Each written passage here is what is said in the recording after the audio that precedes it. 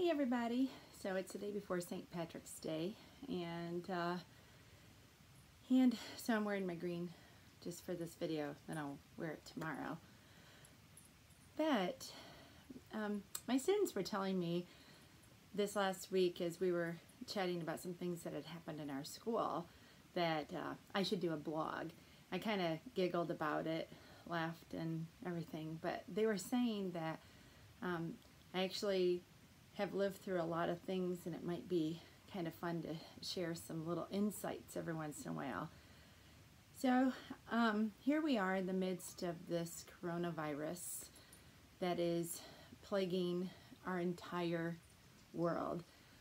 It's March 2020, so it's the 16th, tomorrow's the 17th, and we are home for at least 4 weeks from school. We're not sure what it's going to look like yet, how learning is going to take place. Everything is just up in the air because everything has happened so quickly. And I know we're all kind of worried. Well, some of us might not be. Some of you might just be going, yay, out of school, ha ha ha. Yeah, I wouldn't think that so much, because at some point we're going to have to figure out how to make up that learning, because your learning is essential to you having a life that is successful. Knowing how to read and write and do arithmetic and just have sound reasoning. All of the things that we try to help you with in school, that's what's going to help you be an adult who knows how to make good decisions and run a household. So don't celebrate too quickly. In fact, that was some of the things that I wanted to chat with you about today. I have absolutely no script, so I'm just talking off the cuff, and some of the things that I was thinking about as I was getting ready for my day. As I was saying, tomorrow is March 17th, which is St. Patrick's Day. My dad, if he were still alive tomorrow, would be his 86th birthday. And so I lost my dad a little over 4 years ago, and I miss him every day. But the life lessons that he and my mom, who I lost just a year ago, the life lessons that they gave me have helped me immensely. If you've been in my classroom, you've heard some of these life lessons because I share them.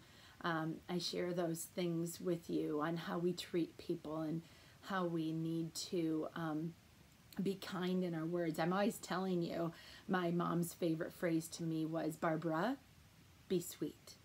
Barbara, be sweet. So I take that with me all the time. So what are we going to do in the midst of this whole coronavirus? Well, there are some things that we can do. Number one, what I would suggest to you is get out of bed and do not spend all of your time playing video games or sitting on your phone doing TikTok or Snapchat, doing Facebook, just doing all of those things. Do not waste your life on being unplugged from humanity. And you're going to go, well, how am I supposed to plug into humanity right now when we're supposed to be separated? Well, there are some things, and I'm glad you asked. There are some things that you can do. So let's talk about it a little bit. How about you do some simple things around your house, first of all. How about you, if you have some gloves and stuff, you can put on some gloves. You're going to hear my dogs running around. They've been playing outside. They're real happy to have me home. But I blocked off the upstairs so they couldn't come up here. Hi, Riley. And he loves people walking outside. He talks to them. That's what he's doing. So anyway, put on some gloves, and then get a, hopefully your family has some bleach. You could make a real gentle mixture of just, like a quarter of a cup of bleach with probably maybe 6 or 8 cups of water, warm water. Put a little soap in it and go around and wipe down surfaces.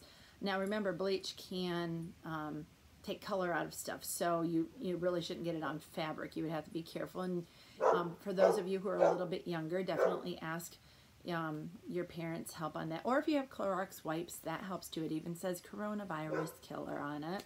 So that would be good. But if not, go around and wipe down surfaces, doorknobs, countertops, light switches, all those things that we just touch and we don't think about. Handrails on the inside of your house. You can just wipe them down. Why don't you just set a timer on that phone that you have, and at 1 o'clock every day, just make up that mixture and do that, especially if people have been outside into humanity. So why don't you make that your chore? Why don't you do that? That's really simple, and it will take you, what, 5 or 10 minutes? So it won't take very long. So do something that I've already done it this morning. I've done that whole wipe down, and so do that, and don't forget about the bathroom knobs and handles and this where the water comes out, and the sink and all the knobs on that. So do those too. It won't take you long, but that would be really great help to your parents and stuff. So do that. The other thing is that right now you have the greatest chance, if you're young, you have the greatest chance of this virus not affecting you. The only way that it might is if you have a really compromised immune health system, severe asthma, breathing issues, CHF, and something like that. So other than that, you have a very slight chance of even getting it to really show symptoms, but you are a great carrier, which means that you might be having it, but you might not really exhibit many symptoms, but you could carry it. So what can we do? We can just be careful. I was just reading a post online of a mom saying that she's really glad that Governor Whitmer is shutting down all of the restaurants and bars, especially the bars, because she said she has a child that is 21 and one that's 25, that they are actually thumbing their noses at everything, and they're saying that we're going to go to the bars just to spite everybody. They are the ones that are going to transmit this virus everywhere. And so it's because of people like that right now in our society who are not listening, who think that this is a game, and they're going to spread that virus. Okay, now let me just stop real quick. For those of you who were in my classroom last Friday, I was outside of my mind, beyond myself, on what are we going to do for 4 weeks of no instruction. And of course, I very selfishly was thinking we had already lost choir festival, and you guys have worked so hard. You worked so hard on your music, and it's just been beautiful, and I know you would have done fantastic. And then, of course, my brain was going ahead to, we'll never be ready for the spring concert. Well, I've kind of had a little mindset change, in all honesty, and that change has come from this. Really, life is more important than just a concert or a festival. And right now, there are many people out there who are fighting for their lives and who have this virus. So we really just need to be aware. It's real.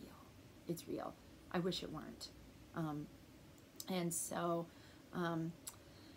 yeah, so those are some things that we can do. If you're going to get with a couple friends, every once in a while just ask, hey, is there anybody sick in your family? Have you been out anywhere that, you think, you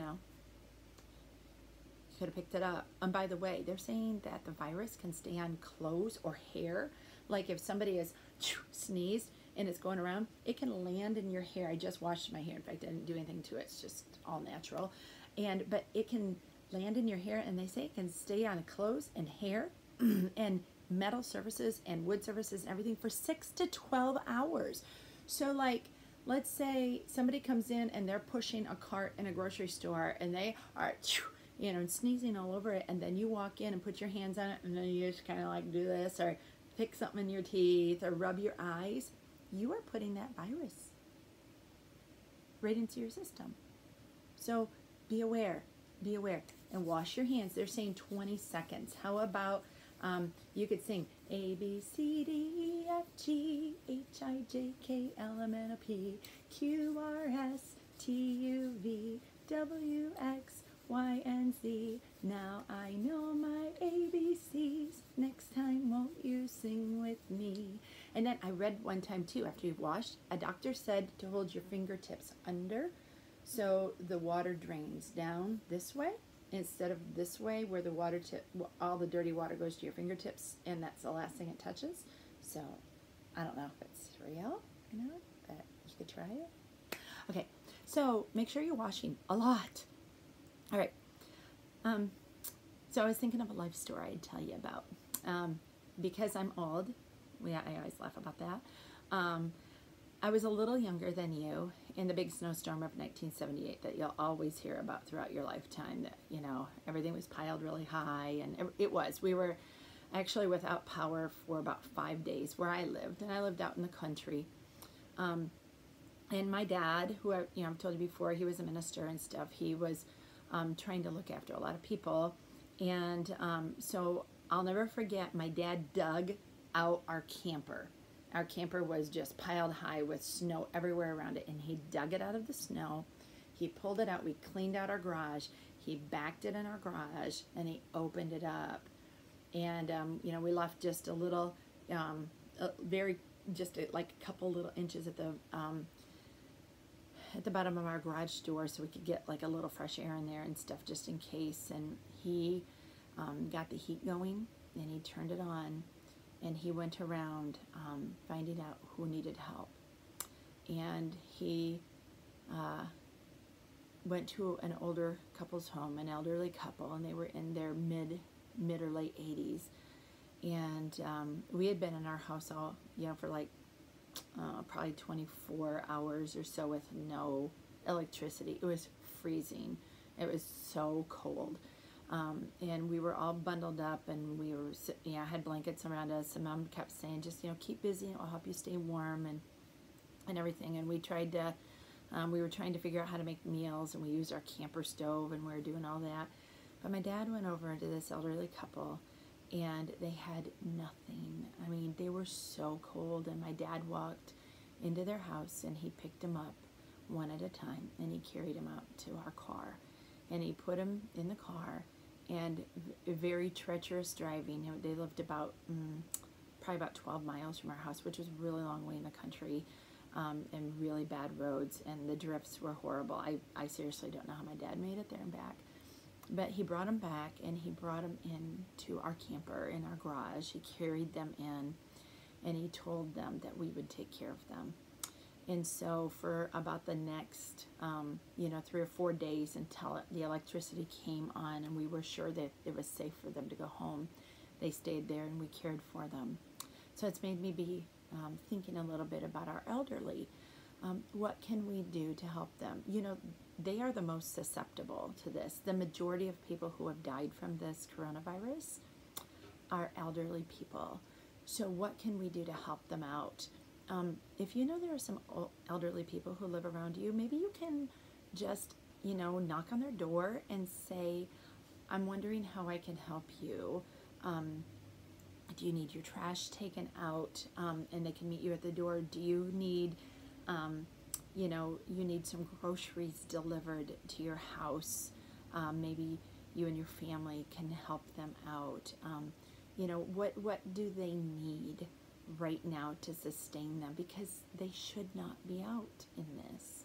So what can we do? It's somebody might think, well, it's not my job. Yes, it is, because this is what we do. This is what we do for each other, to love each other and to pass along just really good neighborly love. So what can you do? That's what you need to ask yourself. A lot of us are, and it's okay, but a lot of us are very self-centered. We just think about ourselves and, oh my gosh, this is no fun. Mom and Dad, you won't let me go anywhere. Yep, and that's how it is right now. So, but what can we do to make sure we care for our neighbors? I know I have a neighbor who lives beside me, a single mom. She actually works at University of Michigan in the respiratory area. and she has a 10-year-old daughter. And so I told her, I said, hey, when you have to go to work, let me know. I mean, I'm happy to help you out. She can be with us. And when you do go to work, I'll let your dogs out, and I'll care for them.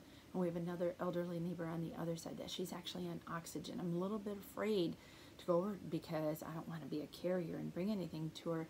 But around Christmas time and stuff, I was taking some meals over to her. So that's what I'm planning on doing. What can you do? So maybe we need to really start asking ourselves that. Find somebody daily that you can touch their life. And so when you look back on this, 40 years later, 40 plus years, like I did the 78, and